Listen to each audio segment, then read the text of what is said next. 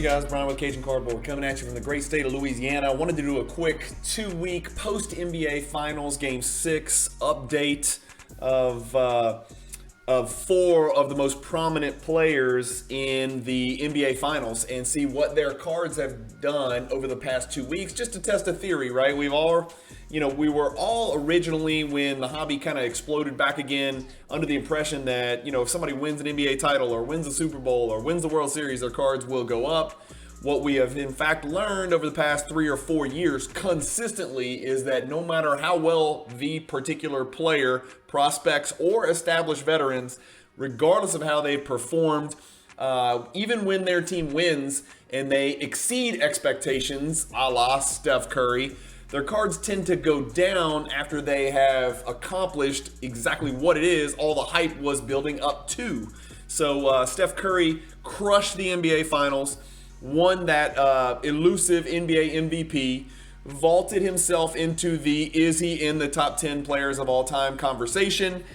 Some people would even say he vaulted himself into the Steph versus LeBron conversation. I'm not one of those people. If you've looked at their career accolades on paper and compared them, Steph is an entire first ballot Hall of Fame career away from matching what LeBron has accomplished.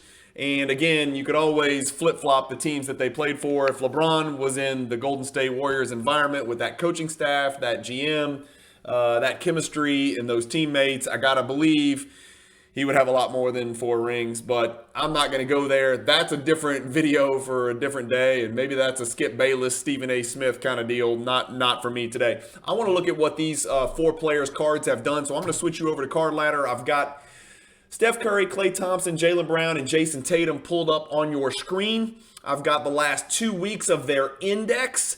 It's always important when you're comparing indexes to acknowledge that the constituent cards in the index matter.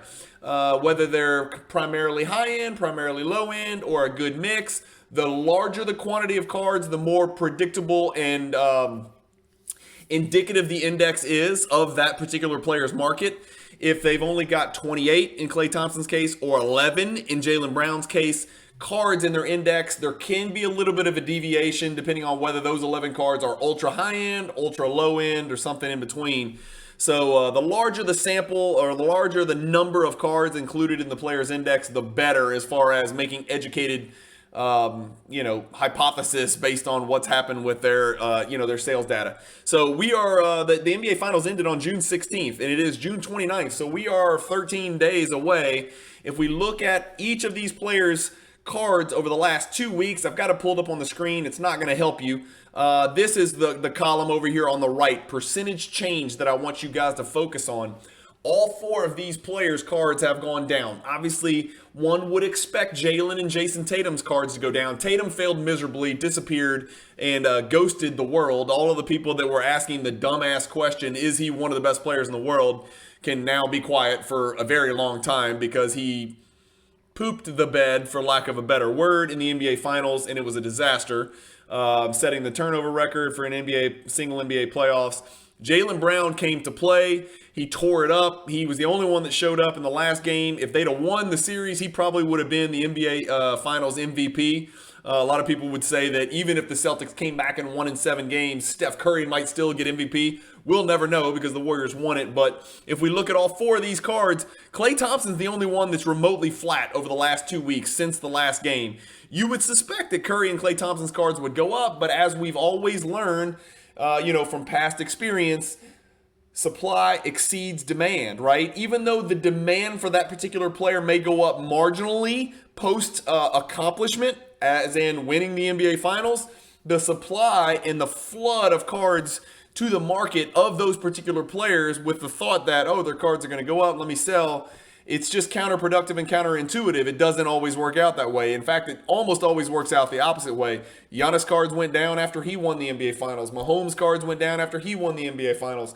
Steph Curry's cards are going down after he won the NBA Finals. LeBron's cards went down after he won the bubble title down in Florida. So we've seen the trend over and over and over, and I don't think it's an anomaly. I think that is exactly what happens. Supply far exceeds demand in that short time frame post accomplishment or post-title winning. So that's what's happening here. If we even zoom out to maybe a month, it's even worse, right? So Jaylen and Tatum's cards that started going down even before the finals began, or right when they were beginning. But in the last 30 days, Steph and Klay's cards are also down about 4% each. Now, again, we are in a very unusual market situation right here. So keep all that in perspective. 95% of cards in this hobby are going down, right? I'm not going to sit here and be, wear rose-colored glasses.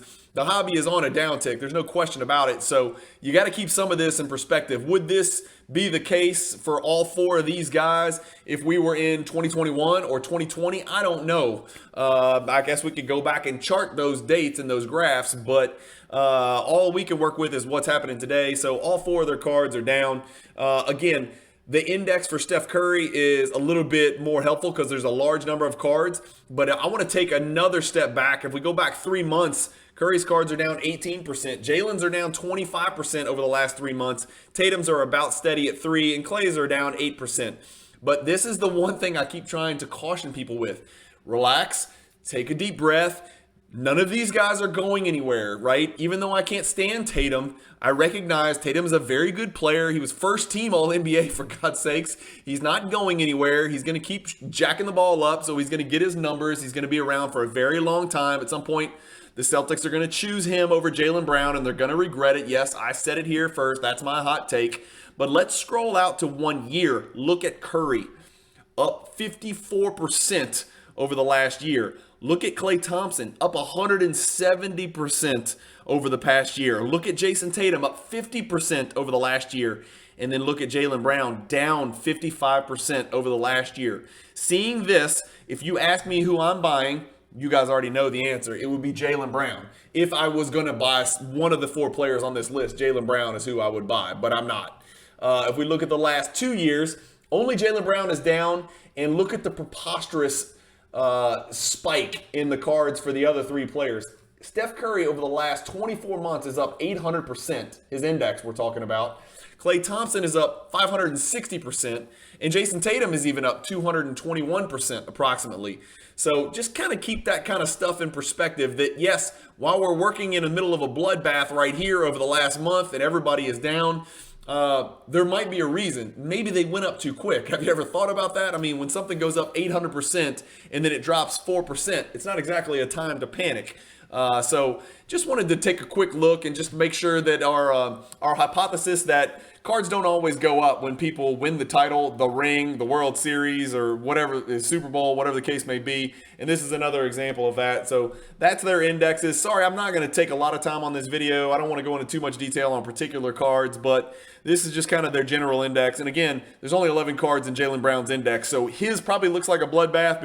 I have a feeling Jaylen Brown's index consists primarily of base or silver prism cards only, right? You're not going to see RPAs and stuff like that. And high end has generally fared a little bit better when it comes to post-title stuff than base and silver, especially in recent weeks, months, and years. So Jaylen's might be skewed a little bit too much. But anyway, thank you guys for watching. Not much to this video. Just kind of wanted to keep those on your radar. Just so you know, if you were looking to get into the Curry market, as always, I would advise just chill a little bit, right? Wait probably 45 to 60 days post-conclusion of the NBA Finals, maybe another 30 days, maybe at National you can find some moves to make on Curry. Just remember, his cards have gone up over 800% over the last 2 years. I would highly caution you to jump in a situation like that. Again, I'm not telling you what to buy or what not to buy, especially if you plan to hold these cards long term. Just buy cards that matter now and buy cards that you think are going to matter 5-10 years from now. I would definitely kind of steer towards cards that you think are going to be relevant and recognizable in the long term, rather than trying to buy in and get out, especially with a player like Curry who's been around for quite some time. But anyway, thank you guys for watching. Keep collecting, stay positive in the hobby, and peace.